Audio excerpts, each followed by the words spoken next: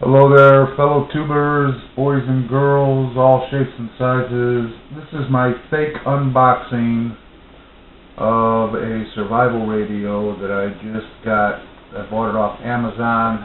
I've already opened it real quick to try and save time. West Coast Mall Net in Albany, Oregon. $62.50, $6 shipping. Took me like 4 days to get it, 3-4 days. So that was pretty cool. $68.50. Don't know if that's a good price or not. It is as far as internet shopping for it goes. I haven't been able to find anything like this in any of the local stores. This is what I wanted. Was one that came with it's a two-way radio. It's a base camp, they call it.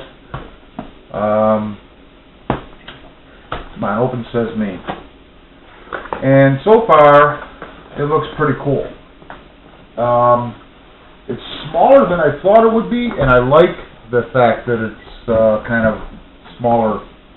I didn't want a big, heavy, clunky thing, even though it says it's base camp. I had this open a second ago. Here we go. And here we go. Here's a book that I haven't read yet. That's a shoulder strap. And here is a pretty cool looking little radio. Hand crank. Comes with rechargeable batteries. Flashlight. Haven't plugged it in, haven't done anything with it yet. Handset. But down here it says mic. So I'm guessing there's a microphone on this thing already. And then some different recharging things in here for the car and to plug it into the wall. I am going to have to read the directions. What happened to that battery? I just had the rechargeable battery pack here. Because there's got tags and stickers all over this thing saying if you got it plugged into the wall, make sure you got the rechargeable pack in there.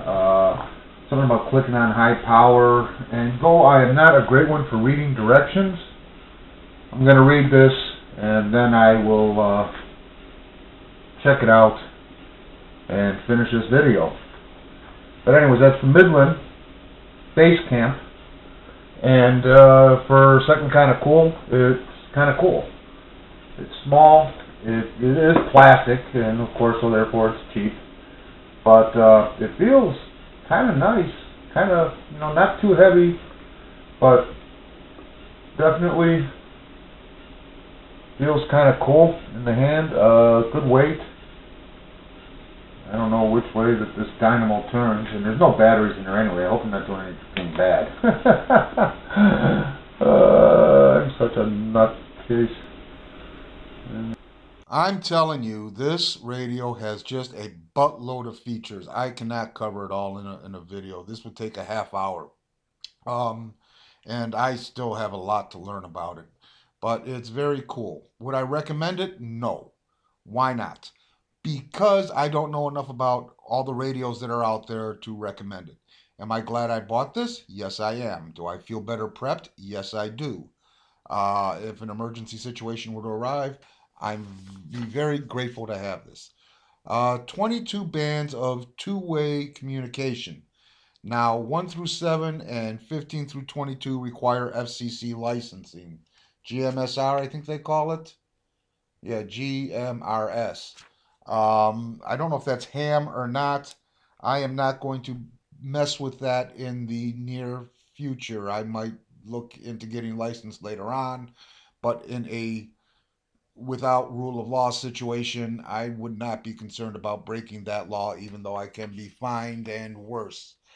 Some of the simpler features on this that I like. The 3 LED flashlight built in.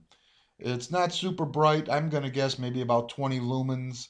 I compared it to a cheap $5 55 lumen flashlight that I have, and it doesn't really compare. But it does a good job. It's adequate for what it does. What else? It's an alarm clock. My current alarm clock works fine, except that the battery's leaked, so I don't have battery backup. Now I'll have battery backup.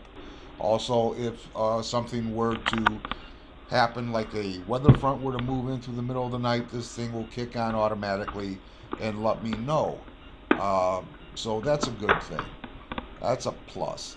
The dynamo on the side to help charge your battery. Now, you can run this off four AA batteries that are either alkaline or rechargeable.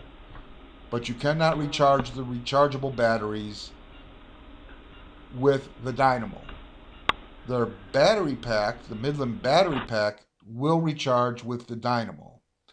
Also, when you put that battery pack in, if you wanted to recharge a smartphone or an iPad or an iPod or something along those lines, you can. There is a USB port. Now you have to crank on it for quite a while to get a charge to go through it, but it is there. I mean, we're talking an emergency, right? So it's better than nothing if you have no other way for electricity to help you out. Now, this you can also plug it into your car adapter, so there is that as another plus. What else? I don't know. It seems to be well made. There's just a ton of features here. There really is. Um, like I said, I think I mentioned the handset is not necessary for two-way communication.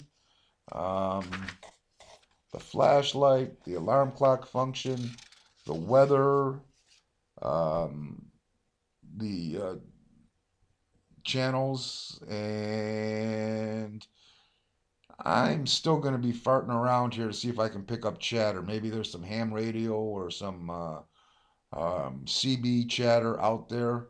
I haven't picked anything up. I did pick up a live station, but I didn't hear anything on it.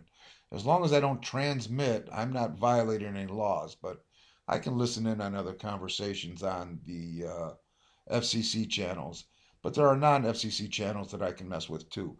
The other nice thing is, like I say, there's a ton of accessories you can get with this, and they have all kinds of handheld models of two-way survival radios that are compatible with this. Some of them will even use the same battery pack, and that's pretty cool.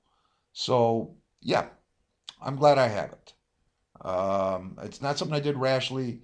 I did look into these radios. Eaton was one, and Victronox, I think, makes one. There's a bunch of companies out there. I looked at a bunch of different ones, and this is the one I finally decided to pull the trigger on. Maybe I could have done something a little bit cheaper. Maybe there's something out there better value, better deal, better features. I do kind of wish this thing had emergency scanners for like police and fire department, but it's not on here. Anywho, that's all I know for now. It's going to take me a long time to learn everything there is to learn about this thing. So thank you for watching and stay strong.